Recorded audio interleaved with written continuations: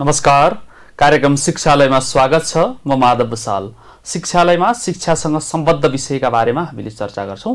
शिक्षालाई उचाइमा पुर्याउनका लागि र समय सापेक्ष शिक्षा प्रदान गर्नका लागि विशिष्ट तह र तबकाका व्यक्ति र संघ संस्थाको अहम भूमिका रहेको देखिन्छ।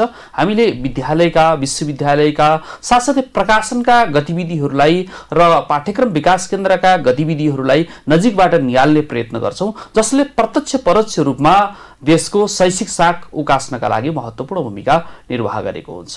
आजको कार्यक्रममा लामो समयसम्म पुस्तक प्रकाशनका क्षेत्रमा योगदान दिनुहुने साथसाथै सृजनाका क्षेत्रमा पनि आफूलाई अभ्यस्त बनाउनुहुने विशिष्ट साहित्यकार अथवा विशेष गरेर ऐरावती प्रकाशन प्रणालीका अध्यक्ष आदरणीय रामदेव पाण्डे हामी माझ हुनुहुन्छ। उहाँलाई कार्यक्रममा अतिथिका रूपमा आमन्त्रण गरेका छौँ। उहाँलाई स्वागत गरौँ। नमस्कार। धन्यवाद। यहाँ सृजनाका क्षेत्रमा पनि सँगसँगै हुनुहुन्छ र प्रकाशनका क्षेत्रमा पनि आफूलाई अब्बल रूपमा प्रस्तुत गर्नुभएको छ। के छ अहिले हामीले विद्यालयहरूमा प्रदान गरिरहेका पुस्तकहरू कतिपय अवस्थामा जुन किसिमको गुणस्तर हुनुपर्ने हो ती गुणस्तर छैन भन्ने किसिमका आवाजहरू बजारमा उठिरहेका छन्। यो के कारणले गर्दाखेरि यस्तो अवस्था आउँछ होला? एक हदसम्म यो जुन हजुरले भन्नुभयो सबै पुस्तकहरू गुणस्तरीय नहोलान्, तर एउटा के हुन्छ भने समग्रमा सबैलाई लिँदाखेरि राम्रो कुराको भन्दा नराम्रो कुराको चर्चा बढी हुन्छ। त्यो चाहिँ बढी देखिने हुन्छ। फुलको बास्ना भन्दा कुनै दुर्गन्धित चिजको दुर्गन्ध बढी फैलिन्छ र कतिपय अवस्थामा त्यस्तो हजुरले भने जस्तै गुणस्तरीय किताबहरू नभएको पनि होलान्, तर गुणस्तरीय पुस्तक निकाल्नको लागि खास गरी विद्यालय तहमा प्रयोग हुने किताबहरू निकाल्नको लागि मुख्य कुरो आधार भनेको पाठ्यक्रम हो, मुटु भनेको पाठ्यक्रम हो। अनि पाठ्यक्रम कस्तो बन्छ भन्ने कुराले चाहिँ अर्थ राख्छ। नेपालको सन्दर्भमा व्यावहारिक पाठ्यक्रम अहिलेसम्म पनि बन्न सके जस्तो लागिरहेको छ। यहाँहरूले पुस्तक त धेरै प्रकाशन गर्नुभएको छ र जुन किसिमको अहिले नेपालकै परिदृश्यलाई नजिकबाट हेर्दाखेरि यहाँहरू अघिल्लो दर्जामा रहनुभएको छ। ऐरावती प्रकाशन प्रणाली अघिल्लो दर्जामा छ, तथापि समय सापेक्ष पुस्तकहरू अझ बढी प्रकाशन हुन नसक्नुको कारण होइन, त्यो हुन नसकेको होइन, म चाहिँ त्यो कुरा मान्दिनँ। कतिपय चिजहरू यो किताब लगाउने सन्दर्भमा राम्रा किताबहरू भन्दा अन्य विविध कारणबाट किताबहरू लगाउने गर्दाखेरि गुणस्तरीय किताबलाई भन्दा गुणस्तरयुक्त किताबलाई भन्दा अन्य विभिन्न प्रविधिका माध्यमबाट किताब लगाउने चलनले गर्दा राम्रा किताबहरू पछि परेको पक्कै हो। होइन भने केही वर्ष पहिलेसम्म झन्डै 25 वर्ष अगाडिसम्म नेपालमा किताबहरू पनि छापिन्छन् र भन्ने अवस्था थियो। खास गरी पाठ्यपुस्तक सबै विदेशी किताबहरूमा निर्भर हुनु पर्थ्यो। अब त्यति बेलाको अवस्था विकराल नै थियो र बिस्तारै रत्न पुस्तक भण्डार, एकता प्रकाशन लगायतका प्रकाशनहरूले जुन खालले एउटा सुरुवात गर्नुभयो नेपालमै प्रकाशन गर्ने, त्यसपछिबाट त्यो बढ्दै गएर अहिले पाठ्यपुस्तक मात्रै निकाल्ने पनि 100 भन्दा बढी प्रकाशकहरू हुनुहुन्छ। पाठ्यपुस्तक निकाल्ने विभिन्न तहका पूर्व प्राथमिकदेखि लिएर मास्टर लेभलसम्मका विभिन्न तहका किताबहरू निकाल्ने 100 भन्दा धेरै प्रकाशकहरू हुनुहुन्छ। तीमध्ये सबै हजुरलाई थाहा छ, चाहे टेलिभिजनको कुरा गरौँ, चाहे अरू जुनसुकैको कुरा गरौँ, जेसुकै चिजको पनि कुरा गर्दाखेरि सबै गुणस्तर एउटै त हुँदैन। त्यसैले राम्रा पनि छन्, यहाँ केही कमसल खालका पनि छन् र खालि यसलाई व्यवसाय मात्रै भन्ने साथीहरू पनि हुनु होला। हामी चाहिँ यसलाई व्यवसाय मात्रै भन्दैनौँ, सेवामूलक व्यवसाय हो। खास गरी देशको शिक्षासँग जोडिएको, शैक्षिक जनशक्ति उत्पादनसँग जोडिएको विषय हुँदा हामीले यसलाई अलिक गम्भीर सेवा व्यवसाय त हो, तर सेवामूलक व्यवसाय हो भन्ने कुरा गर्नुभयो। तर कतिपय पब्लिकेसनको अवस्था अहिले नजिकबाट निहाल्दै गर्दाखेरि सेवामूलक र जुन किसिमको समय सापेक्ष विभिन्न किसिमका पाठ्यक्रम छ, तथापि त्यहाँ हामीले प्रस्तुतिकरणका कुराहरूमा अलिकति चुकेको अवस्था कतिपय पब्लिकेसनहरूका पुस्तकमा देखा परिरहेको छ। ती पब्लिकेसनका सञ्चालकहरूलाई यहाँले के अपिल गर्नुहुन्छ? त्यसमा सञ्चालकले सबै कुरा हेरिरहन भ्याउँछ कि भ्याउँदैन त्यो चाहिँ कुरा हुन्छ। सञ्चालक एउटा व्यवसायको रूपमा अधिकांश यो व्यवसाय पनि भएकोले, सेवामूलक भए पनि व्यवसाय पनि भएकोले उहाँहरूले बिजनेसको पाटो, व्यवसायको पाटो हेर्ने होला। त्यसमा भएका प्रुफ रिडरहरूदेखि लिएर खास गरी लेखकहरूको पनि त्यसमा जिम्मेवारी हुन्छ। अर्को कुरा, यहाँ राजनीतिक पहुँचका आधारमा पुस्तकहरू पास गराइन्छ भन्ने परिदृश्य पनि देखिन्छ नि, के छ यो तथ्यपरक रहन्छ? यो चाहिँ एउटा क्राइटेरियामा नरहेका पुस्तकहरू पनि कतिपय अवस्थामा त्यहाँ राजनीतिक पहुँचका आधारमा पनि पाठ्यक्रम विकास केन्द्रमा लगेर त्यसलाई पास गराउने परिदृश्य रहेको छ भन्ने देखिन्छ। हाम्रो नेपाल लगायत नेपाल, भारत, पाकिस्तान, श्रीलङ्का, बङ्गलादेश जस्ता देशहरूमा र पहुँच हुँदा र नहुँदाको अवस्थामा सबै ठाउँमा सबै क्षेत्रमा यो चाहिँ छ, नहुने होइन। पहुँच हुँदा अलिक सजिलो हुन्छ, तर पाठ्यक्रम विकास केन्द्रको एउटा मापदण्ड छ। त्यो मापदण्डभित्र रहेर हामी नै मैले बदमासी गरेँ, मानव ऐरावती प्रकाशनले बदमासी गर्न चाह्यो भने त्यहाँ पास गराउँदाखेरि एउटा किताब लैजाने अनि चाहिँ बाहिर बजारमा चाहिँ अर्कै किताब लैदिने गऱ्यो भने त्यहाँ चाहिँ अब पाठ्यक्रम विकास केन्द्रलाई हामीले स्वीकृति दिएकै किताब चल्यो होला भन्ने हुन्छ। जबसम्म कम्प्लेन आउँदैन तबसम्म पाठ्यक्रम विकास केन्द्रलाई, शिक्षा मन्त्रालयलाई पनि थाहा हुँदैन। होइन भने एउटा सिस्टम चाहिँ बनेको छ। सिस्टमहरू व्यवसाय मैत्री, हामी व्यवसाय मैत्री स्वदेशी प्रकाशनलाई बाँच्न सजिलो हुने खालको चाहिँ त्यहाँ प्रावधानहरू चाहिँ आउन बाँकी छ। हामी पटक पटक साङ्गठनिक रूपमा र व्यक्तिगत रूपमा पनि गएर अनुरोध गरिरहेका छौँ, तर त्यसमा हामी सफल हुन सकेका छैनौँ। होइन, यहाँहरूले त विविध प्रकारका पुस्तकहरू अहिले प्रकाशन गर्नुभएको छ, जुन नेपालीका पुस्तकहरू अझ बढी मात्रामा यहाँहरूकोबाट प्रकाशन हुन्छन्। साहित्यिक सृजना पनि त्यत्तिकै हुने गर्छन्, व्याकरणिक पुस्तकहरू पनि त्यत्तिकै बढी मात्रामा रहेका छन्। के छ यो सबै क्षेत्रलाई समाविष्ट गर्न सक्ने अवस्था छ कि छैन अहिलेको परिदृश्यमा यहाँहरूको पब्लिकेसनका हैसियतबाट हेर्नु पर्दाखेरि? अब हामीलाई अहिलेसम्म यहाँ अब एकजना सञ्चारकर्मी, बौद्धिक व्यक्तित्वसम्मलाई पनि थाहा रहेछ हामी नेपाली र नेपाली व्याकरणहरू, त्यसलाई चाहिँ एउटा हामीहरूको सौभाग्य भनौँ या हाम्रो मेहनत हो। राष्ट्रिय स्तरमै पहिलो दर्जामा भन्दा सबभन्दा राम्रो कसको भन्दा भाषागत किताबहरू चाहे नेपाली होस् चाहे अङ्ग्रेजी होस्, त्यसलाई चाहिँ हामीले गुणस्तर दिन सकेका रहेछौँ भन्ने त्यहाँबाट आउने फिडब्याकले चाहिँ हामीलाई दिने। रामदेव सर, अर्को कुरा, यो चर्चामा आउन अथवा माथिल्लो तहमा आउनका लागि राइटर सफल हुनुपर्ने रहेछ अथवा व्यवस्थापन सफल हुनुपर्ने रहेछ? दुईटै कुरा चाहिन्छ। एउटा के भन्दा लेख्नेले अत्यन्त राम्रो लेखिदियो, त्यसलाई डिजाइनिङ गर्दाखेरि त्यसलाई बजार व्यवस्थापन आदिको पाटो राम्रो भएन भने पनि त्यो लेखकहरूको सृजना मर्छ, त्यो हराएर जान्छ, बिलाएर जान्छ। यस्ता कतिपय चाहिँ राम्रा लेखकहरू राम्रो प्रकाशकसँग जोडिन नसक्दाको अवस्थामा उहाँहरू असफल हुनुभएको छ भने कतिपय अवस्थामा प्रकाशकले अत्यन्तै राम्रो गर्न खोज्छ तर लेखक चाहिँ त्यो अनुसारको लेख्न सक्ने भइदिनु भएन भने फेरि चाहिँ प्रकाशकलाई असर गर्छ र त्यो फेरि असफल हुन्छ। र दुईटैको बराबर चाहिँ महत्त्व हुन्छ यसमा किताब राम्रो बनाउनलाई। किनभने कतिपय अवस्थामा के हुन्छ भने लेखकले ल्याइदियो अनि कम्प्युटरवाला चाहिँ साथीहरूलाई त कम्प्युटर जसले डिजाइनिङ गर्नु उसलाई त डिजाइनिङ बाहेक केही थाहा नहुन सक्छ।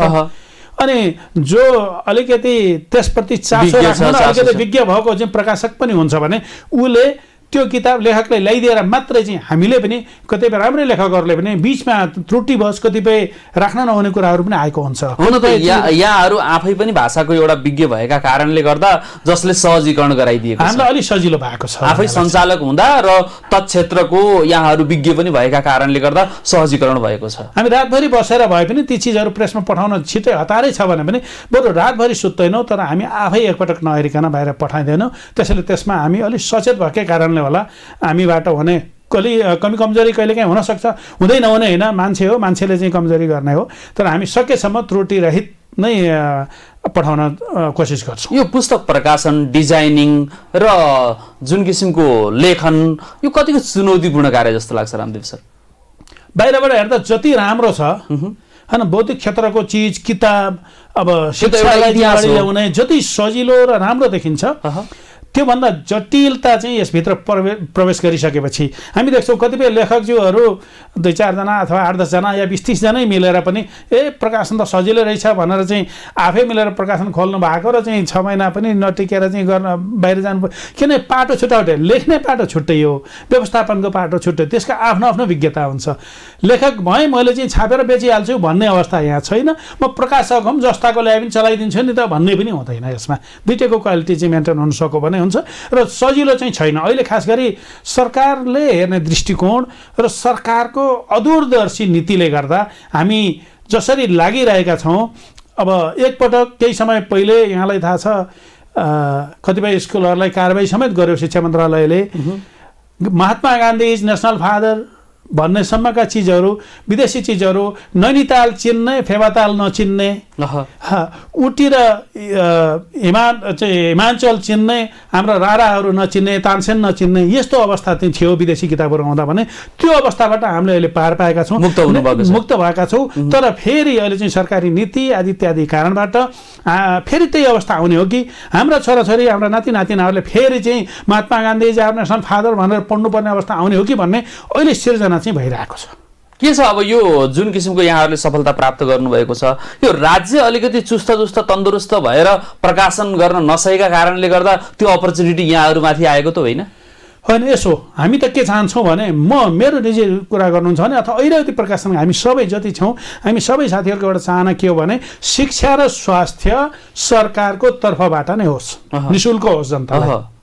त्यो मैले पनि पाउँछु, मेरा छोराछोरीले पाउँछ, तर गुणस्तरीय हुनु पर्यो। गुणस्तरीय हुनु पर्यो। तर जबसम्म त्यो अवस्था छैन भने शिक्षालाई चाहिँ अलपत्र पर्न, स्वास्थ्यलाई अलपत्र पर्न दिन निजी अस्पतालहरूको पनि आम जनताहरूको चाहना के छ, निजी अस्पतालमा जान नपरोस्। वीर हस्पिटलमा एउटा अत्यन्तै अर्जेन्ट अपरेसन गराउनलाई पनि 6 महिना कुर्नुपर्छ, 6 महिनासम्म मान्छे बाँच्दैन भने अब तिनलाई पर्खेर बस्ने कि निजीमा भए पनि जसो तसो ऋण खोजेर सर्वस्व चाहिँ गराएर भए पनि निजीमा जानुपर्ने अवस्था छ। त्यस्तै शिक्षामा पनि त्यही हो। हामी चाहन्छौँ सरकारले पनि छापोस् न त सबै कुराहरू। विद्यालयका चाहिँ हाम्रा नेतृत्ववर्गमा रहेका विद्यालयका सङ्गठनका चाहिँ सरहरूसँग सरम्यामर सम्ने कुरा हुन्छ, गरोस् न सरकारले। तर सरकारले गर्न सकेका छैन, उसको ठाउँमा हामीले उसलाई सहयोग गरिरहेछौँ। शिक्षा क्षेत्रमा हामीले चाहिँ स्कुल खोलेर राज्यले के छ सकारात्मक दृष्टिकोणबाट यहाँहरूलाई हेर्छ कि हेर्दैन? हेरेको छैन। हामीले चाहिँ सकारात्मक पब्लिकेसनहरूलाई चाहिँ निजी विद्यालयलाई कसैलाई पनि म त जोडेर हेर्छु। निजी क्षेत्रलाई अब राष्ट्रिय पुँजी, राष्ट्रिय उद्योगलाई चाहिँ अप्ठ्यारोमा पारिराख्ने अनि अन्तर्राष्ट्रिय चाहिँ आह्वान गर्ने, अन्तर्राष्ट्रिय चाहिँ विदेशी चाहिँ लगानी गर्न आइजाऊ भनेर चाहिँ गर्दाखेरि उनीहरूले त चाहिँ हामीलाई सोध्छन् नि त। मानव विदेशी लगानीकर्तालाई प्रकाशन क्षेत्रमा आउनु नि, तपाईँ लगाउनुहोस् गर्नुहोस् भनेर बोलायो भने उनीहरूले कम्तीमा हामीसँग तपाईँहरूको के छ हालत भनेर सोध्छन् नि त। के गरेको छ सरकारले भन्दा हामीले त जियो त्यही भनिदिनु पऱ्यो नि त, यथार्थ रियालिटी बताइदिनु पऱ्यो।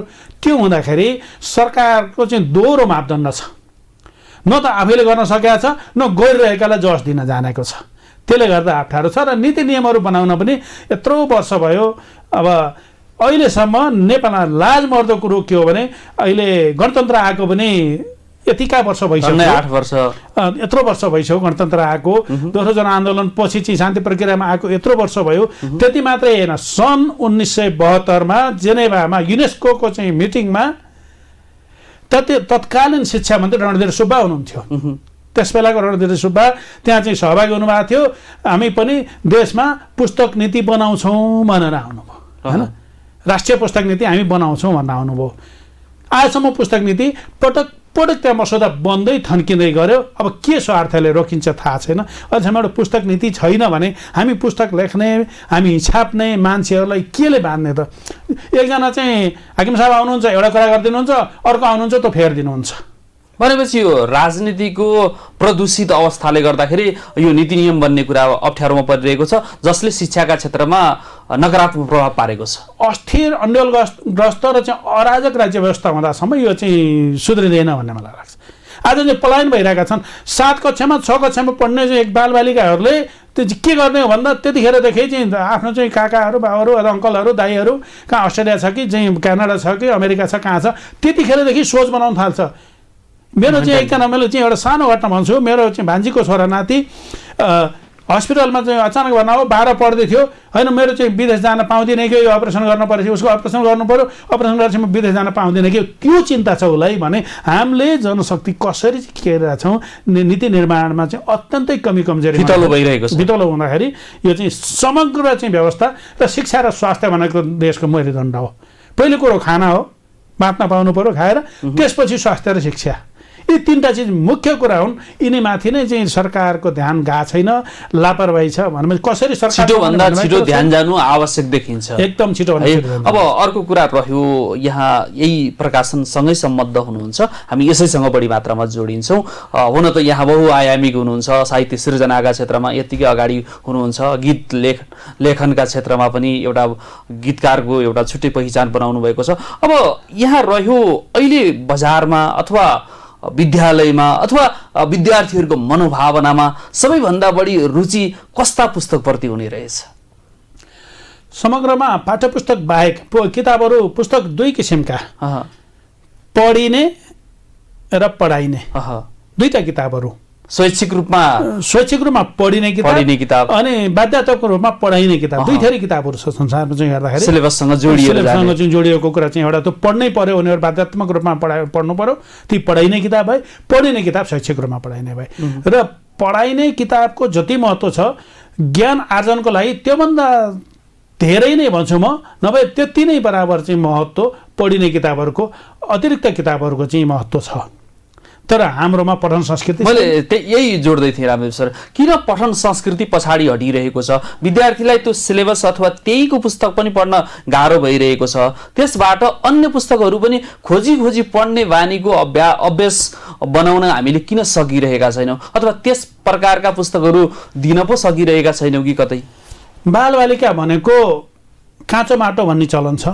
एक खालले उनीहरूले चाहिँ सिक्ने भनेको विद्यालयका गुरुहरूबाट, घरका बाआमाबाट। पहिलो स्कुल, पहिलो गुरु बाआमा, अभिभावक, र दोस्रो गुरु शिक्षक, विद्यालयका शिक्षक।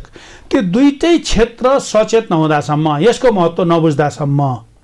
अहिले पछिल्लो चरणमा कतिपय कुराहरू आएका छन्, कतिपय राम्रा भनेका अलि फरक तरिकाले पढाउँछौँ भन्ने विद्यालयका शिक्षकहरूले, त्यहाँको प्रशासनले, पढाउनेले पढौँ हैन जस्ता चाहिँ अभियानहरू चलाउनु भएको छ। हामी घरमा बाआमा चाहिँ टन्न चाहिँ मोबाइल चाहिँ गरेर चाहिँ होमवर्क गरिस् गरेनस् भनेर उनीहरू चाहिँ थर्काइरहेको छ, पढ भन्ने, आफू चाहिँ मोबाइल खेलाएर बस्ने अथवा चाहिँ टिकटक हेरेर बस्ने, अनि छोराछोरीलाई पढ भनेर उसको चाहिँ ध्यान पढाइमा जान्छ।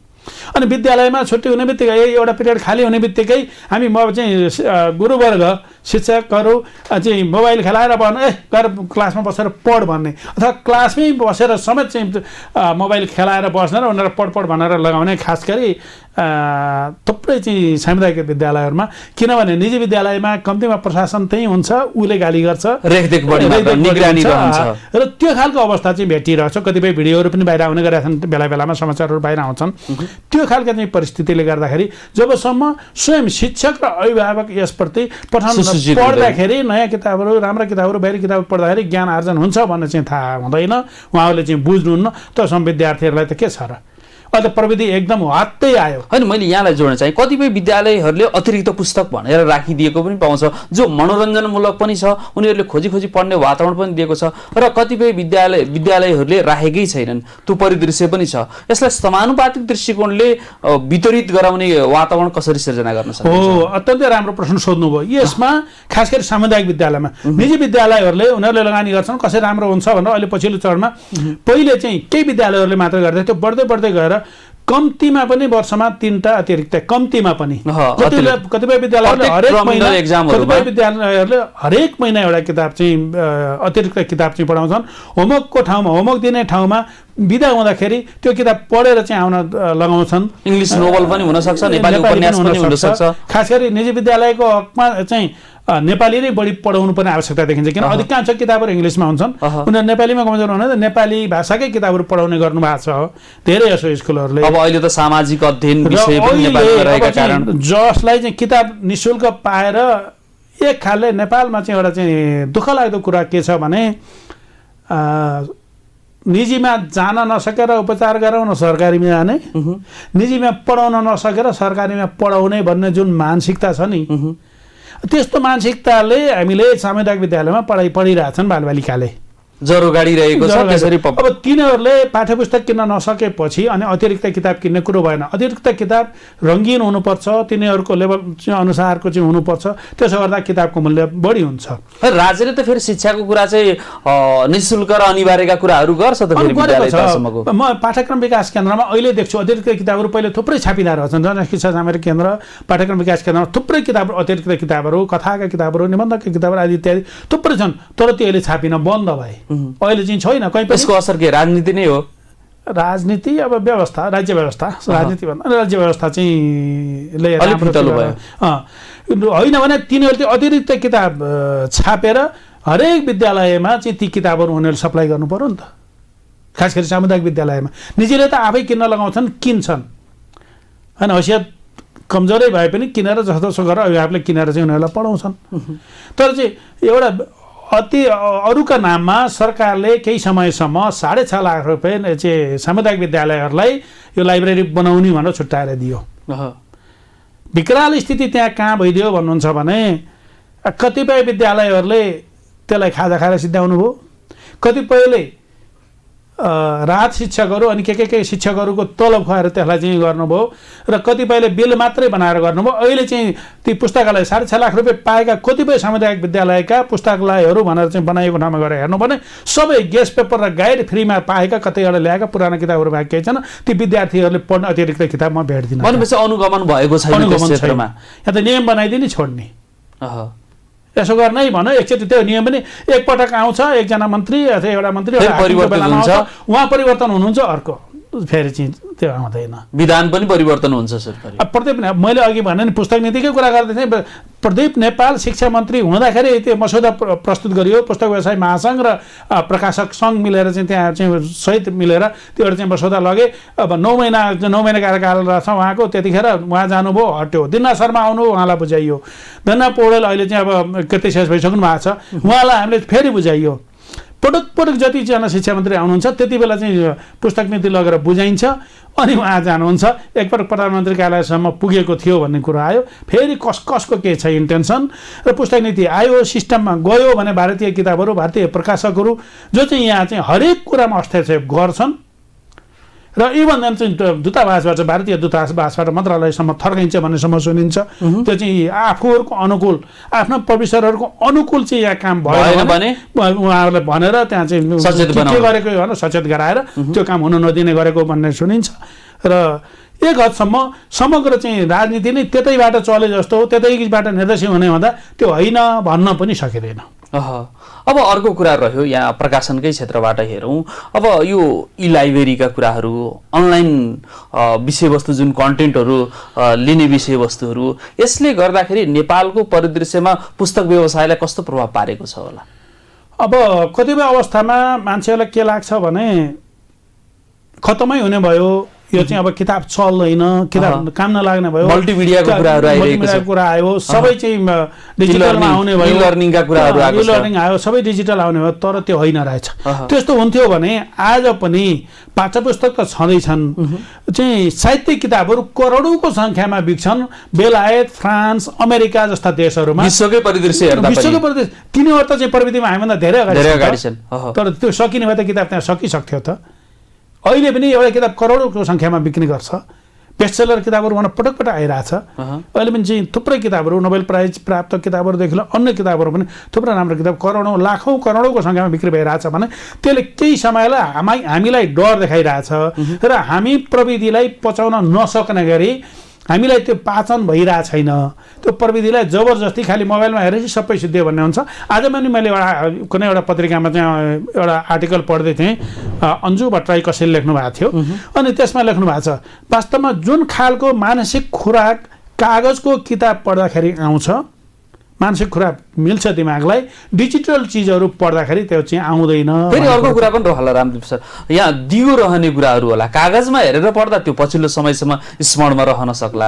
डिजिटलाइज स्मरणको कुरामा चाहिँ लामो समयसम्म दिगो नहुन सक्छ। एकदम त्यो चाहिँ सर्टकट हुन्छ। यसले चाहिँ जो मोबाइलमा डिजिटल सामग्री हेरेको चिज चाहिँ उसले सर्टकट मात्रै बटुल्छ अरे, क्षणिक समय मात्रै रहन्छ पढे मैले। र पछिल्लो अनुसन्धानले देखाएको कुरा हो, किताबमा पढेको कुरो दिगो हुन्छ र चाहिँ विस्तारित हुन्छ। अनि बिर्सन पनि सक्दैन। विद्यार्थीले कुन पेजमा कसरी पढिरहेको थिए त्यो मानसपटलमा ल्याउन सक्छ। डिजिटल प्रविधि आयो, प्रविधिसँग बाहिर रहन पनि सकिँदैन। दुईटै कुराहरू सँगसँगै जान्छन्। प्रविधिबाट हुने कामहरू प्रविधिबाट हुन्छ र कागजी किताबबाट हुने कामहरू त्यसबाटै जान्छ। के छ अब हामीले पुस्तकहरू प्रकाशन गर्ने कुरालाई लाइब्रेरीसँग जोड्न सक्छौँ या सक्दैनौँ? यो गतिविधिलाई ई लाइब्रेरीसँग जोड्न सक्छौँ या सक्दैनौँ? जोडिनुपर्छ, ई लाइब्रेरीसँग जोडिनुपर्छ। जस्तै पब्लिकेसनहरू पनि ई लाइब्रेरीसँग जोड्नु आवश्यकता देख्नुहुन्छ? कतिपय पब्लिकेसन साथीहरूले त सुरु गर्नु भएको छ। तर नेपालमा जतिसुकै गफ गरे पनि मोबाइल र चाहिँ टेलिफोन चाहिँ धेरैजनाको हातमा भए पनि ती चिजहरू चलाउनलाई अहिले पनि पढे लेखेका मान्छेहरू, राम्रै अब चाहिँ कर्मचारीहरू, माथिल्लो लेभलका चाहिँ कर्मचारीहरू या शिक्षकहरूलाई पनि जुमबाट कार्यक्रम चलाउँदाखेरि यो आएन, आवाज आएन, अनि म्युट गर्नुहोस्, अनम्युट गर्नुहोस् भनेर चाहिँ कति सिकाउनु पर्छ भने अहिले तत्कालै हामी त्यो बाटोमा जानु त पर्छ, तर अहिले भर्खरै चाहिँ त्यो ल्याएर अरू सबै हटाएर चाहिँ आनन्द हुन्छ भन्ने अवस्था चाहिँ छैन। त्यो काठमाडौँमै पनि छैन भनेपछि बाहिर त बिजुली गएको गई गर्छ, आदि इत्यादि गर्छ अहिलेलाई। तर बाटो चाहिँ त्यो हो, भविष्यको बाटो चाहिँ त्यो हो, त्यो पनि हो, त्यो मात्रै चाहिँ होइन म भन्छु। र त्यो बाटो जानुपर्छ, हामी पनि जानुपर्छ। हामी पब्लिसरहरू पनि गएनौँ भने जस्तै चाहिँ के हुन्छ भन्नुहुन्छ, सुरुमा हुँदैन केही हुँदैन। आज कोडाकको चाहिँ जो चाहिँ फिल्म, फोटो खिच्ने फिल्मको अवस्था के भयो? जब सबै डिजिटल आयो अहिले त त्यो फिल्मको त काम छैन, सबै डिजिटलले गरिदिन्छ। सुरुमा उसले जति हल्ला गर्ने यो विरोध गरे पनि मेसिन आउँदाखेरि हो मजदुरहरू अथवा चाहिँ कर्मचारीहरू कम हुने भए, उनीहरूले विरोध गरे सुरुमा मेसिन आउँदा, तर नल्याइ त भएन त। स्वाभाविक समयको मागसँग आविष्कारसँग हामी पर भाग्न सकिँदैन। त्यो जनशक्तिलाई अन्त कहीँ त्यही प्रविधिमै कतै लगेर पर गर्न सकिन्छ। विकास मैले अघि यहाँले भन्नुभयो अबको जुन यो पुस्तालाई पठन संस्कृतिमा जोड्नका लागि कसरी अगाडि बढ्नुपर्छ होला? एउटा त्यही जान्छ कुरो, फेरि फर्की त्यही जान्छ, राज्य व्यवस्थामा जान्छ। हाम्रो साथीहरू पुस्तक व्यवसायी महासङ्घको 60-65 जना साथीहरू फ्रेङ्कफर्ट बुक फेयरमा जाँदै हुनुहुन्छ। पुस्तक व्यवसाय महासङ्घले त्यो चाहिँ आयोजना गरेर फ्रेङ्कफर्टमा सायद अर्को महिना चाहिँ यो अक्टोबरको लास्टतिर छ, फ्रेङ्कफर्ट जाँदै हुनुहुन्छ बुक फेयर हेर्न। भारतमा अहिले भर्खरै पनि बिहारमा पटनामा, त्यहाँको राज्य चाहिँ लखनऊमा, चाहिँ उत्तर प्रदेशको लखनऊमा राष्ट्रिय पुस्तक प्रदर्शन चलिरहेछ। अनि दिल्लीको प्रगति मैदान भन्ने ठाउँ छ, स्पेसल्ली चाहिँ त्यो बुक फेयरको लागि अन्तर्राष्ट्रिय बुक फेयर हुन्छ। लाखौँ मान्छेहरू त्यहाँ छन्, त्यसमा सरकारले लगानी गर्छ। तर नेपालमा भन्नुहुन्छ आजसम्म सरकारको तर्फबाट एउटा पनि त्यो खालको चाहिँ प्रदर्शनीको या चाहिँ यो बुकलाई, किताबलाई चाहिँ पठन संस्कृति विकास कुनै पनि कार्यक्रम आजसम्म आएको छैन। बरु चाहिँ बाधा अडचन पुर्याउने काम भएको छ, तर चाहिँ त्यसलाई चाहिँ उसले आफैले गर्नुपर्ने काम गरेको छैन। पुस्तक व्यवसाय महासङ्घले देशभरि काठमाडौँभन्दा बाहिर 8वटा धनगढीदेखि झापासम्म बिचबिचका सहरहरू, नेपालगञ्ज, चितवन, दाङ, बुटवल हुँदै 8वटा चाहिँ राष्ट्रिय पुस्तक प्रदर्शनहरू, शैक्षिक महोत्सवहरू गऱ्यो। तर बिचमा कोभिडपछि रोकिएको छ। पुस्तक व्यवसाय महासङ्घकै नेतृत्वमा अहिले फेरि एउटा साउथ एसिया लेभलको बुक फेयर हुँदैछ काठमाडौँ मङ्सिरमा। त्यस त हामीले के देख्यौँ भने ती सहरहरूमा चाहे धनगढी गयौँ चाहे झापा गयौँ, जुन सहरमा एक हप्तासम्म हामी चाहिँ किताबहरूको चाहिँ भव्य मेला लगाउँछौँ, त्यसपछि त्यहाँ किताब खोजी गर्ने चाहिँ संस्कार वात्तै बढ्छ। केही समयलाई फेरि बिर्सिन थाल्छन्। त्यो बेला एकचोटि किताबको बिक्री फेरि जगाउनुपर्छ, किन अपडेट गरिराख्नुपर्ने हुन्छ। र त्यसैको लागि अहिले महासङ्घले हामी चाहिँ म पनि त्यसमा खाले चाहिँ आबद्ध भएर त्यसलाई चाहिँ अगाडि बढाइरहेका छौँ। र मङ्सिर 5 देखि 10 सम्म साउथ एसिया लेभलको, त्यहाँ भारतबाट, चाइनाबाट थुप्रै प्रकाशकहरू आउँछ। के छ अब यसबाट चाहिँ राज्य अलिकति विमुख हुन खोजेको, पन्छिन खोजेको, अथवा उसले चुस्तो बनाउन नसकेको यस्ता गतिविधिहरू सञ्चालन गर्नका लागि कुन यो पुस्तक व्यवसाय महासङ्घ नै अगाडि बढ्नुपर्ने आवश्यकता, जिम्मेवारी बोध नगरेको, शिक्षा मन्त्रालय होस् कि अथवा चाहिँ अरू त्यस मातहतका निकायहरू कसैले पनि उहाँहरूले चाहिँ यो पठन संस्कृति विकासले केही गर्नु पर्यो भन्ने चाहिँ छँदै छैन। अब एउटा मन्त्री फेरिनुहुन्छ, हाकिम साहब फेरिनुहुन्छ, अब सबैलाई चाहिँ कुन चाहिँ मन्त्री आउँछ उसको चाहिँ जी हजुरी गरेपछि अब कुन ठाउँमा रहने, कुन ठाउँमा बस्ने, त्यो बाहेक अहिले हामी चाहिँ हाम्रो चाहिँ जुन विभिन्न निकायहरूमा काम गर्ने मान्छेहरू हुनुहुन्छ उहाँहरू पनि त्यसैबाट सञ्चालित हुनुहुन्छ। सरकारको कुन मन्त्री आउँछ, कसको मान्छे ल्याउने हो, त्यो भागहरू छैन। इभन देन अब न्याय क्षेत्रमा त चाहिँ आफ्नो मान्छेहरू रोजेर लाने चलन छ यहाँ भने अन्य कुरै गर्नु नगर्दा हुन्छ। र सरकारले यसमा केही न केही गर्नै पर्छ। अब त्यो सोच्ने मान्य मन्त्रीज्यू कहिले आउनु थाहा छैन, अहिलेसम्म आउनु भएको छैन र उहाँहरूको पद दिगो पनि रहँदैन। अस्ति भर्खरै शिक्षा मन्त्रीले भन्नुहुन्थ्यो यहाँ त दिन गर्नुपर्ने अवस्था आएको छ, मैले त महिना गर्दैछु भनेर भन्दै हुनुहुन्थ्यो। त्यो परिदृश्य छ। एक किसिमले भन्नुपर्दा दिन गर्नुपर्ने अवस्था पनि केही मन्त्रीहरूको रह्यो, महिना गर्नुपर्ने, वर्ष गर्नुपर्ने अवस्था रह्यो भने केही सकारात्मक परिवर्तन आउन सक्ला र त्यो सोच भएका मन्त्री पनि आउनु पर्यो पहिले। एकदम। अब पहिलो कुरा, अर्को कुरा मैले यहाँलाई जोड्न चाहेँ, जुन यो पुस्तक प्रकाशनका कुरालाई कन्टेन्टले दिन खोजेको विषयवस्तु हामीले चित्रात्मक दृष्टिकोणबाट अझ बढी प्रभावकारी रूपमा प्रस्तुत गर्न नसकेका कारणले गर्दा पठन पाठनका गतिविधिहरूमा के प्रभाव पारेको छ भन्ने सुन्नमा आउँछ। एकदम सही हो, खास गरी बाल मस्तिष्क र चित्रबाट बढी चित्र सङ्गीत लयबाट बढी प्रभावित हुन्छ, बढी बुझ्ने हुन्छ बाल मस्तिष्कले। जति माथिल्लो गयो त्यो त कन्टेक्स्टमै गएर पनि गर्न सक्छ। तल बुझाउने भनेको प्रयोगबाट, अहिले पढाउने भन्दा सिकाउने भन्ने चाहिँ शब्द प्रयोग गर्न थालिएको छ। तपाईँ पढाउनुहुन्छ है सिकाउनुहुन्छ। हामी चाहिँ ट्रेनिङहरूमा अस्ति पनि म झापा र उर्लाबारीमा चाहिँ 2वटा ट्रेनिङमा गएको थिएँ होइन, ट्रेनिङ केही हाम्रो विज्ञहरूलाई लिएर गएको थिएँ। त्यहाँ चाहिँ उहाँहरूले पनि भनिराख्नु भएको छ तपाईँ पढाउनुहुन्छ कि सिकाउनुहुन्छ भन्दा अहिले अलि सचेतन हामी सिकाउँछौँ। पढाउने भने त आफूसँग भएको ज्ञान दिने मात्रै हो, लेक्चर मेथड मात्रै। सिकाउने भनेको उनीहरूलाई आफैलाई उनीहरूको ज्ञान प्रतिभालाई बाहिर निकाल्दिने सिकाउने हो। अनि चाहिँ त्यो हजुरले भने जस्तै चित्रात्मक किताबहरू अब एउटा चाहिँ हामी लेख्ने बढी गऱ्यौँ, चित्र कम प्रस्तुत गऱ्यौँ। अझै यो कुरामा अलिकति सचेत हुन सकिएन कि कतै? होइन, हामी अब साइज तोकिदिएको छ, मूल्य तोकिदिएको छ। योभन्दा ठुलो नबनाउनु भन्छ। चित्र बनाउनु बित्तिकै तपाईँलाई चाहिँ थाहा छ सानो बच्चाहरूलाई त ठुलो किताब चाहिन्छ, ठुलो चित्र, अनि एउटा चाहिँ 5-7 शब्द 8-10 शब्दसम्मको चाहिँ वाक्य हालिदियो त्यो चित्रसहित, उसले चित्रबाटै बुझोस् भन्ने। हजारौँ शब्दले व्यक्त गर्न नसकेको कुरा एउटा चित्रले चाहिँ गरिदिन्छ। त्यसमा धेरै कुराहरू हुन्छ र उसले फेरि त्यो चित्रप्रति अघि डिजिटलको कुरा हुँदै थियो नि, डिजिटलमा भन्दा किताबमा हेरेको कुरा उसले विश्लेषण धेरै गर्न सक्छ बच्चाले।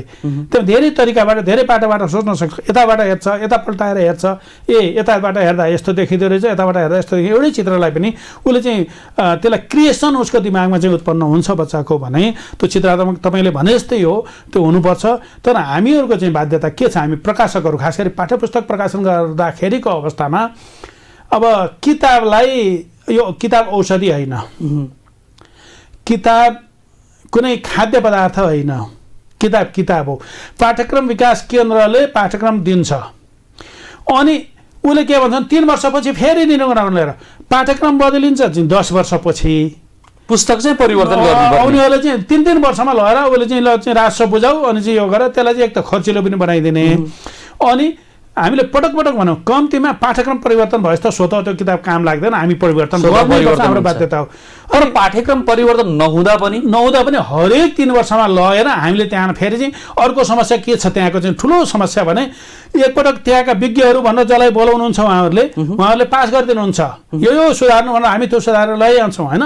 अर्कोचोटि 3 वर्षपछि जाँदाखेरि फेरि अर्कै विज्ञहरू हुनुहुन्छ उहाँहरूले अघिल्लोले यो सुधार्नु भनेर ल्याएको चिजलाई काटेर यो किन राखेको फेरि हटाऊ भन्नुहुन्छ। अनि किताब यस्तो चिज हो एउटा मापदण्ड क्राइटेरिया बनाएर अगाडि बढेको छैन त्यस मामलामा त छैन। त्यस मामलामा किन अब त्यही किताब त्यहीबाट आज यो वर्ष हामीले 3 वर्षको लागि स्वीकृति लियो, मूल्याङ्कनको लागि स्वीकृति लियो अनि त्यहाँका विज्ञहरूले यसो गर्नु भन्नु त्यो गराएर फेरि लगेर हामीले बुझायौँ ल ओके भनेर पठाइदिनु भयो। त्यो 3 वर्षपछि लाँदा त्यो किताब फेल हुन्छ हेर्नुहोस् है। अनि हामी जो हामीसँग स्टक हुन्छ किनभने किताब ठ्याक्क नापेर बनाउन सकिँदैन। अनि सरकारी किताब उनीहरूलाई थाहा छ, सरकारलाई चाहिँ थाहा छ यति विद्यालय छन् यति नै किन्नुपर्छ। हामी त प्रतिस्पर्धा हुन्छ, मैले 5000 किताब छाप्दाखेरि 2000 मात्रै बिक्ने हो कि 5000ले नपुग्ने हो, टुङ्गो हुँदैन। मैले 5000 छापेको छु त्यो वर्ष 2000 मात्रै बिक्यो, मेरो अन्तिम वर्ष अब 3 वर्ष पुरा भयो, अब रहेको 3000 किताब मेरो 15 रुपियाँ किलोमा जोखेर बेच्ने हुन्छ भनेपछि त्यसको जिम्मेवारी कोही पनि कसैले पनि लिनु हुँदैन। त्यति निरीह भएर अगाडि बढ्नु भएको हुन्छ। तपाईँले गनेर छाप्नुहोस् न भन्नुहुन्छ, उहाँहरूले आफ्नो सरकारी चाहिँ जनशिक्षाले चाहिँ छाप्ने किताब जस्तो मान्नुहुन्छ। हाम्रो त्यो अवस्था त हुँदैन। त्यही पनि जनशिक्षाले त आफूले पुर्न नसकेर प्राइभेटलाई अहिले जिम्मा लगाइरहेछ। उसले चाहिँ आफूले पुर्याउन नसकेर गत वर्षको अवस्था त हजुरले देख्नुभयो, माघ फागुनसम्म किताब पुगेको थिएन दुर्गममा। त्यसमा पनि हाम्रो पुस्तक व्यवसायी साथीहरूले त्यहाँ पुर्याउने काम गर्नुहुन्छ, त्यति चाहिँ सहयोग गरिराख्नु भएको छ। नाफा खासै केही पनि छैन त्यो सरकारी किताबमा र पनि उहाँहरूले चाहिँ एउटा चाहिँ सेवाको काम हो भनेर अरू स्टेसनरीहरू बिग्ला केही होला भनेर त्यो गरिराख्नु भएको छ। अर्को कुरा रामदेव सर मैले जोड्न चाहेँ, विशेष गरेर यो पुस्तक प्रकाशनको कुराहरू अत्यन्त चुनौतीपूर्ण दृष्टिकोण रहन्छ। यसलाई व्यापारिक दृष्टिकोणबाट मात्रै मूल्याङ्कन गर्ने परिदृश्य देखिन्छ। यो व्यापारिक दृष्टिकोणबाट होइन, यो सेवामुखी हो भन्ने कुराको आधारहरू के रहन सक्छन्? यसो सबभन्दा ठुलो कुरो त हामीले जस्तै कपडा यो वर्ष चाहिँ कतैबाट कपडा व्यवसायीले चाइनाबाट भारतबाट कोरियाबाट गएर कपडा ल्याउनु भयो, सर्ट ल्याउनु भयो, 200 रुपियाँमा सर्ट ल्याउनु भयो, 300 रुपियाँमा बेच्नु भयो, त्यो कपडा त्यहाँ रह्यो। अनि अर्को वर्ष उहाँले 700 भने पनि हुन्छ, 2200 भने पनि हुन्छ।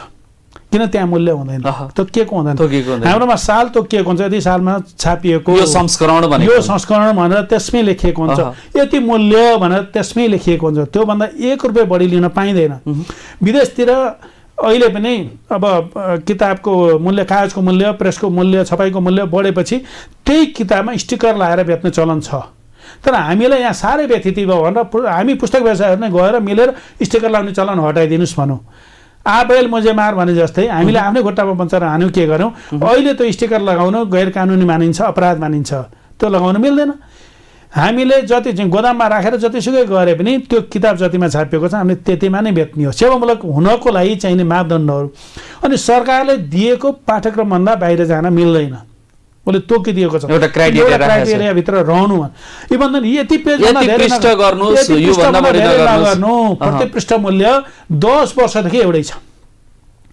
10 वर्ष अगाडि प्रति पृष्ठ मूल्य यति राख्नु भन्दा त्यतिखेर 90 रुपैयाँ किलो कागज थियो गत वर्ष हामीले 240 रुपैयाँ किलो कागज किन्यौँ र अहिलेसम्म पनि हैन उहाँहरूको त लेखनमा पनि एउटा मापदण्ड छ यति कक्षाका लागि यति पेजसम्म हुनुपर्छ अथवा यतिवटा च्याप्टर हुनुपर्छ यो सब्जेक्टमा भन्ने कुरा एउटा क्राइटेरिया बनाएको छ यो कतिको व्यावहारिक देखिन्छ अनि त्यो त बरु यसो उहाँहरूले चाहिँ यो लेभललाई किन विज्ञान लागू गर्ने दृष्टिकोणबाट कतिको अहिले हामीले त्यसलाई चाहिँ लागू भएको देखिएको छ सिद्धान्त र व्यावहारिक धरातलबाट उभिएर हेर्दाखेरि यहाँहरूले लागू गर्नुभएको होला तर समग्र पब्लिकेसनहरूलाई पनि हामीले हेर्दै गर्दा सबैलाई एउटै डालोमा त हाल्नु मिल्दैन होला हो यसलाई फरक तरिकाले हेर्नु गर्दा कतिको लागू गरेको कतिपय अवस्थामा केही नियमभन्दा बाहिर रहेर गएका साथीहरू कारबाही पनि पर्नु भएको छ पाठन विकास केन्द्रले शिक्षा मन्त्रालयबाट कारबाही पनि गरेको भन्ने बेला बेला समाचारहरू आउँछन् होइन हामीले सुन्न पाउँछौँ सुन्नु परेको छ त्यसो नहुनुपर्छ हामी खास गरी शिक्षा क्षेत्रमा काम गर्ने मान्छेले त्यो गर्नु हुँदैन कसैले पनि चाहे यसबाट चाहिँ नाफा हुँदैन भने हामी पलायन हुन सक्छौँ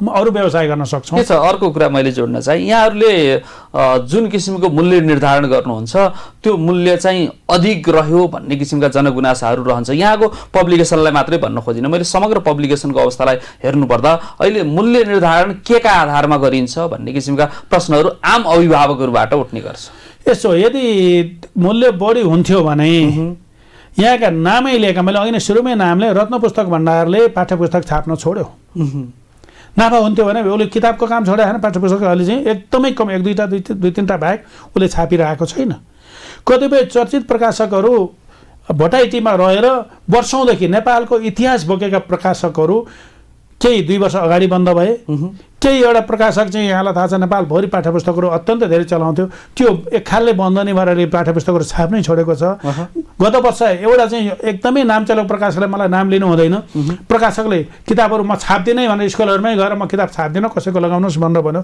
यदि चाहिँ व्यवसाय गर्ने हो मान्छेले त्यही काम गर्दैछ अनि पाठ्य पुस्तक छाप्न छोड्यो किन त यदि मूल्य बढी हुन्थ्यो होला हुन्थेन छैन अहिले त बाँच्ने काम बाहेक अरू केही पनि भएको छैन अहिले पाठ्य पुस्तक छापेर अब साहित्यका किताबहरू बिक्री हुँदैनन् 1000 किताब छापेर 5 वर्षसम्म बस्नुपर्ने अवस्था छ अनि पाठ्य पुस्तकको बिक्री हुने भनेको त्यसमा नाफा छैन त्यसैले उस्तै परे हामीले पनि विकल्प चाहिँ नभएर हो नभए चाहिँ पाठ्य पुस्तक छोडेर अन्त पनि जानुपर्ने अवस्था तर यहाँहरू त एक किसिमले भन्नुपर्दा दरिलो तरिकाले उभिनु भएको छ सबै कुराले यहाँहरूलाई साथ दिएको छ जुन किसिमले पब्लिकेसनका दृष्टिकोणबाट अगाडि बढ्नका लागि र गुणस्तरीय पुस्तक पनि प्रकाशन गर्नुहुन्छ विशेष गरेर अघि पनि मैले यहाँलाई जोडेँ चुस्त दुस्त बनाउनका लागि हरेक क्षेत्रमा हरेक चुनौतीहरू रहन्छ होला हरेक क्षेत्रमा निपुण हुनका लागि यो क्षेत्रमा पनि चुनौती त पक्कै पनि रहन्छन् होला यो क्षेत्रमा अगाडि बढ्दै गर्दा भविष्य कोर्दै गर्दा अथवा शिक्षा क्षेत्रलाई एउटा समुन्नतिमा पुर्याउनका लागि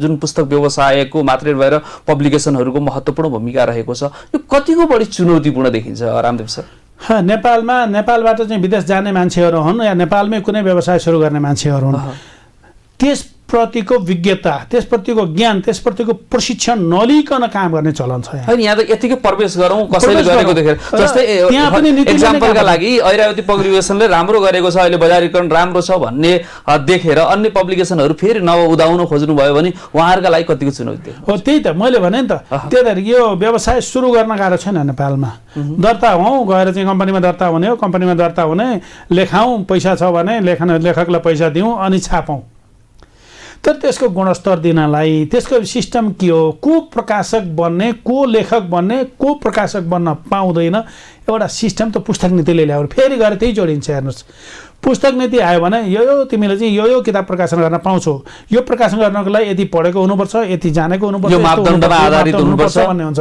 तर यहाँ छैन। यहाँ त जसले जे खोलिदिए पनि भएको छ। अहिले पनि अब किताब पसल चाहिँ किताब पसलको साथीहरू कर तिरेर सटर खोपमा भाडा तिरेर बसिरहनु भएको छ। ठ्याक्क सिजनमा एउटा चिया पसलले, एउटा पान पसलले, एउटा चाहिँ किराना पसलले लगेर किताब बेचिरहेको हुन्छ होइन। अनुगमन छैन।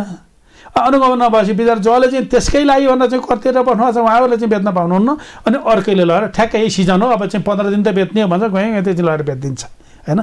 र त्यसैले नयाँ आउने साथीहरूले यसका चुनौतीहरू चाहिँ बुझेर र प्रशिक्षण, हामी त पटक पटक पाठ्यक्रम विकास केन्द्र बनाएको छौँ। अहिले केही सुरु पनि गर्नुभएको छ। त्यहाँ लेखकहरूलाई बोलाएर यो यस्तो यस्तो खालको लेख्नुहोस् है, यो बाहेक यस्तो नलेख्नुहोस् भनेर लेखकहरूलाई एउटा चाहिँ समय समयमा प्रशिक्षित गराउने, सुसूचित गर्ने र प्रकाशकहरूलाई पनि यदि नयाँ प्रकाशन खोल्नु छ भने ती प्रकाशनलाई कम्पनीमा दर्ता भएर मात्रै होइन, शिक्षा मन्त्रालय पाठ्यक्रम विकास केन्द्रमा आएर हामी यो गर्नेछौँ भनेर एउटा चाहिँ प्रतिबद्धता जाहेर गरेर मात्रै प्रकाशन खोल्न पाउनुपर्छ भन्ने लाग्छ मलाई। के छ अब यो यहाँहरूले जुन किसिमको श्रेय प्राप्त गर्नुभएको छ, सबैलाई नेतृत्व गरेर एउटा आदर्शमूलक पुस्तकहरू यसरी लेख्न सकिन्छ भन्ने किसिमका गतिविधिहरू सञ्चालन गर्ने कार्यक्रमहरू छन् कि या छैनन्? यहाँ छन्। यसो हामीले अग्रजहरूको सम्मान र नयाँलाई चाहिँ प्रोत्साहन गर्ने भन्ने चाहिँ सिद्धान्त छ हामीले। म पटक पटक नाम लिइरहेको छु। रत्न पुस्तक भण्डार गोविन्द श्रेष्ठ उहाँको खुट्टा काट्ने, तर म चाहिँ उहाँलाई रत्न पुस्तक भण्डारलाई म आदर्श मान्छु। अब एकता प्रकाशनलाई म आदर्श मान्छु। अनि यस्तै चाहिँ थुप्रै प्रकाशनहरू चाहिँ प्रकाशनको साथीहरू हुनुहुन्छ, उहाँहरूलाई देखेर हामीले सिकेको र अहिले पनि उहाँहरूले चाहिँ गरेको कामहरू के राम्रो गर्दै हुनुहुन्छ त्यो हेर्दैछौँ। हो प्रविधि हो, प्रविधिमा कतिपय कुराहरूमा हामी अगाडि होला, हामीले सिक्यौँ होला। मैले भन्दा मेरो छोरछोरीले अझ राम्रो गर्लान्, नयाँ पुस्ताले अझ राम्रो गर्ला। तर कम्तीमा प्रशिक्षित भएर यसका नाफाघाटा, राम्रा नराम्रा पक्षहरू र यसका नैतिकताहरू, एथिकहरू के हुन् भनेर बुझेर मात्र, आधारभूत एथिक्सहरू बुझेर मात्र प्रवेश गरियो भने राम्रो हुन्छ। र त्यो आवश्यक पनि छ। होइन भने फेरि उही चाहिँ हामी Mahatma Gandhi is our national father भनेर त्यो भन्नुपर्ने, पढ्नुपर्ने, जनगणमन चाहिँ भनेर चाहिँ गीत गाउनुपर्ने अवस्था हुन्छ। आफ्नो व्यस्त समयका बावजुद पनि बागमती टेलिभिजनको शिक्षालय कार्यक्रमलाई समय दिनुभयो, यसका लागि यहाँप्रति हार्दिक धन्यवाद। यस अवसरका लागि यहाँलाई पनि धेरै धेरै धन्यवाद। शिक्षालय, बागमती टेलिभिजन र यहाँलाई धेरै धेरै धन्यवाद।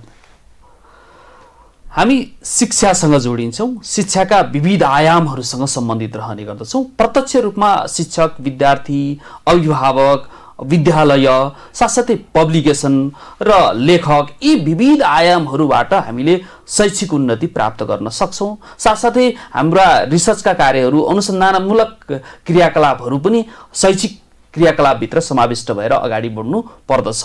र अहिले नेपालको गतिविधि के कस्तो रहेको छ, पुस्तक प्रकाशनका क्षेत्रमा के कस्ता संस्कृतिहरू छन् र के कस्ता विकृतिहरू देखा परिरहेका छन्, यिनलाई चिरेर कसरी अगाडि बढ्न सकिन्छ, यो कुरामा राज्य सुसूचित हुनुपर्छ।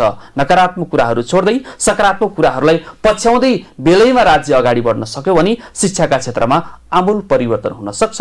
आजको कार्यक्रममा ऐरावती प्रकाशन प्रणालीका अध्यक्ष साथसाथै साहित्यिक स्रष्टा समेत रहनुभएका विशिष्ट व्यक्तित्व रामदेव पाण्डे अतिथिका रूपमा रहनुभएको थियो। आगामी अङ्कमा फरक व्यक्तित्वसहित कार्यक्रम शिक्षालय लिएर उपस्थित हुने नै छौँ। तबसम्मका लागि प्राविधिक कक्षमा रहनुहुने मित्रहरू र म कार्यक्रम प्रस्तुता कार्यक्रमबाट बिदा हुन चाहन्छौँ।